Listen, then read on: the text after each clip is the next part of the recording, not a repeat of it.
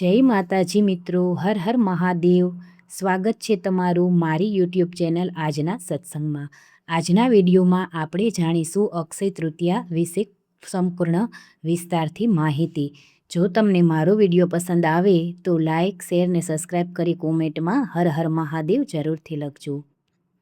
આ વર્ષે અક્ષય તૃતીયાની તિથિ 19 એપ્રિલ સવારે 10:49 શરૂ થશે, જે આ તિથિ પૂર્ણ થશે 20 એપ્રિલ 2026 સવારે 7:27 પૂરી થશે. આ પવિત્ર દિવસ રવિવાર એટલે કે 19 એપ્રિલના દિવસે રાખવાનું રહેશે. આ દિવસને સર્વસિદ્ધિ મુહૂર્ત કહેવામાં આવે છે. કોઈ પણ શુભ કાર્ય માટે મુહૂર્ત જોવાની આ દિવસે જરૂર પડતી નથી. કહેવાય છે કે આ દિવસે સતયુગ અને ત્રેતાયુગનો પ્રારંભ થયો હતો. આ દિવસે કરેલું દાન, જપ, તપ, પૂજા અને સ્નાન ક્યારેય ક્ષય થતું નથી.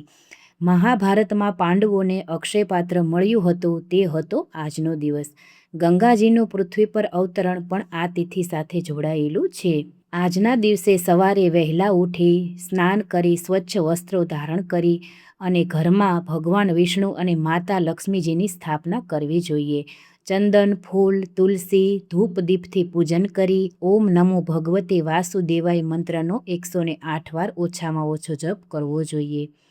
ભગવાનને ખીર, લાડુ અથવા મીઠાઈનો ભોગ અર્પણ કરવો.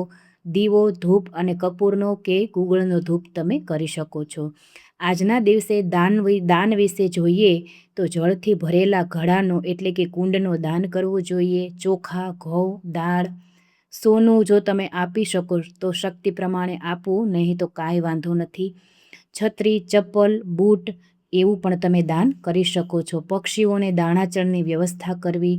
ગાયને લીલું ઘાસ ખવડાવવું, કીડિયારું પૂરવું, કૂતરાને રોટલી ખવડાવી. આવા નાના નાના દાનો કરીને આજના દિવસે આપણે ખૂબ મોટા પુણ્યની પ્રાપ્તિ કરી શકીએ છીએ.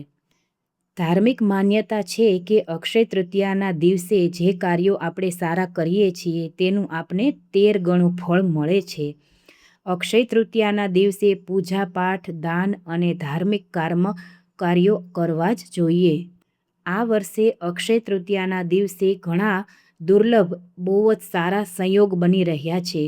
અક્ષય તૃતીયાના દિવસે શુક્ર વૃષભ રાશિમાં ગોચર કરશે, જેથી માલવ્ય રાજયોગનું નિર્માણ થશે. ચંદ્રમા છે તે ઉચ્ચ રાશિ એટલે કે વૃષભમાં પ્રવેશ કરશે. અક્ષય તૃતીયાના દિવસે ગજયોગ, કેસરી યોગ પણ બનવા જઈ રહ્યો છે, જે ખૂબ જ પુણ્યની પ્રાપ્તિ કરાવવાના છે. આજના દિવસે પંખો અથવા તો છત્રીનું દાન પણ શ્રેષ્ઠ બતાવવામાં આવ્યું છે. આ દિવસે સૌભાગ્ય અને આયુષ્માન યોગનો અદ્ભુત સંયોગ બની રહ્યો છે. લગ્ન, મુંડન, ગૃહ પ્રવેશ કે નવા વ્યાપારની શરૂઆત માટે કોઈ વિશેષ મુહૂર્તની આજે જરૂર નથી, એટલો આ દિવસ શુભ માનવામાં આવે છે. આજે માતા લક્ષ્મી અને વિષ્ણુ ભગવાનની પૂજાનો સૌથી સચોટ સમય જોઈએ તો શુભ મુહૂર્ત છે સવારે 10:49 લઈ બપોરે 12:20 સુધી 19 એપ્રિલે રહેશે. વિશેષ જોઈએ તો આ દરમિયાન પૂજા કરવાથી મનોકામનાની પૂર્તિ અને અક્ષય ફળની પ્રાપ્તિ થાય છે. જો તમારે આજના દિવસે સોનું ખરીદવું હોય તો સોનું ખરીદવાનો સમય રહેશે 19 એપ્રિલ સવારે 10:49 લઈ 20 એપ્રિલ સવારે 5:51 સુધીનો. માન્યતા છે કે આ દિવસે સુવર્ણ ખરીદવાથી ઘરમાં આખું વર્ષ વૈભવ અને સુખ સમૃદ્ધિ જળવાઈ રહે છે. પણ જો આપણે સોનું ના ખરીદી શકીએ તો બીજી પણ એવી વસ્તુ છે, તેના વિશે પણ આપણે જોઈશું. આગળ વિડીયોમાં બનેલા રહેજો, આગળ પૂરી માહિતી આપતા રહીશું. અક્ષય તૃતીયાના દિવસે સોનું, ચાંદી તો ખરીદી જ શકાય છે, પણ જો તમે આ ન લઈ શકો તો પીળા રંગની કોઈ પણ વસ્તુની ખરીદી તમે આજે કરી શકો છો. ત્યાર પછી આજના દિવસે રૂ એટલે કે કપાસ ખરીદવું પણ ખૂબ જ ઉત્તમ માનવામાં આવે છે. પછી એક જોઈએ તો હળદર છે, પીળું કપડું છે કે કોઈ એવી ધાતુ છે સારી, એ પણ તમે ખરીદી શકો છો. મિત્રો, એવી માન્યતા છે કે આજના દિવસે તમે જે વસ્તુઓ ખરીદો છો તે તમારે જિંદગીભર ખૂટતી નથી અને માતાજીની દયાથી હંમેશા એ વસ્તુ તમારા ઘરમાં વૃદ્ધિ પામતી જ રહે છે.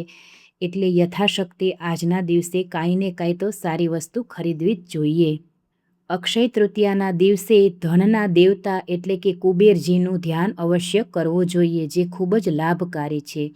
આ દિવસે ઓમ શ્રીમ હ્રીમ ક્લીમ શ્રીમ કુબેરાય નમઃ આ મંત્રનો શ્રદ્ધાથી જપ કરવો જોઈએ 108 વાર. ધન પ્રાપ્તિના માર્ગ તમે આ મંત્રથી માળા કરશો તો તમારા ખુલવા લાગશે અને આર્થિક પરેશાની તમારે જે હોય તે પણ દૂર થવા લાગશે. આ ઉપાય વિશેષ રૂપ એ લોકોને લાભકારી રહેશે જેને આર્થિક કઠણાઈ એટલે કે પૈસાની ખૂબ જ તંગી રહેતી હોય, તેણે આ ઉપાય જરૂરથી કરવો જોઈએ. આજના દિવસે અચૂક ઘરના મંદિરમાં અને મુખ્ય દ્વાર ઉપર ઘીનો દીવો જરૂરથી પ્રગટાવવો જોઈએ.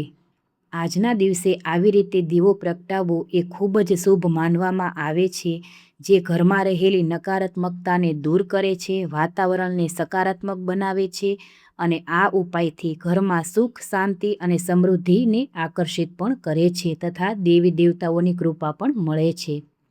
આજના દિવસે મા તુલસીની પૂજાનું પણ ખૂબ જ મહત્ત્વ બતાવવામાં આવ્યું છે. સવારે અને સાંજે ખાસ આજના દિવસે તુલસી માને ઘીનો દીવો કરવો જે ખૂબ જ શુભ માનવામાં આવે છે, જે આપણા ઘર પરિવારમાં સુખ શાંતિ બનાવવા માટે માનસિક તણાવ ઓછો કરે છે અને ઘર પરિવારમાં સુખ અને શાંતિ લાવે છે. આજના દિવસે સવારે સૂર્યનારાયણ ભગવાનને પાણીમાં થોડું ગાયનું કાચું દૂધ ઉમેરી અને અર્પણ કરવું જોઈએ. આવું કરવાથી સૂર્યનારાયણ ભગવાનની પૂરેપૂરી કૃપા આપણા ઉપર ઉતરે છે અને સૂર્યનારાયણને આશીર્વાદ પણ આપણને મળતા રહે છે અને આપણો આત્મવિશ્વાસ પણ વધે છે. અને હા મિત્રો, આજના દિવસે વિષ્ણુ સહસ્ત્ર નામનો પાઠ તો જરૂરથી કરવો જોઈએ અથવા તો સાંભળવો જોઈએ.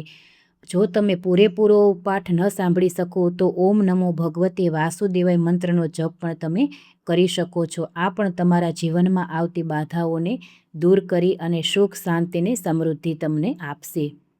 આજના દિવસે ઘરમાં જ્યારે તમે પોતા મારો ત્યારે પોતા મારવાના પાણીમાં મીઠું જરૂરથી નાખવું જોઈએ.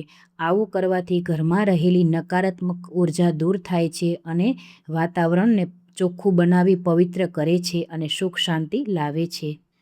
આજના દિવસે પરશુરામ જયંતીનો તહેવાર પણ ઉજવવામાં આવશે. પરશુરામ એટલે કે ઋષિ એવા કે જે સાક્ષાત મહાદેવની મૂર્તિ સમાન ગણાય છે, જે ખૂબ જ દયાળુ અને ક્રોધાગ્નિ પણ છે, પણ ભક્તોને આશીર્વાદ તો તેમના મળે જ છે. જેથી આજે પરશુરામને પણ યાદ કરી તેમની પણ પૂજન અર્ચન કરવા જોઈએ અને આપણે સૌ પરશુરામ ભગવાનના ચરણોમાં વંદન કરીએ છીએ. મિત્રો, તમને તમારા પરિવારને મારા વતી અક્ષય તૃતીયા અને પરશુરામ જયંતીની ખૂબ ખૂબ શુભકામનાઓ. જો તમને મારો વિડીયો ગમ્યો હોય તો લાઇક, શેર ને સબસ્ક્રાઈબ કરી કોમેન્ટમાં હર હર મહાદેવ જરૂરથી લખજો. જય માતાજી.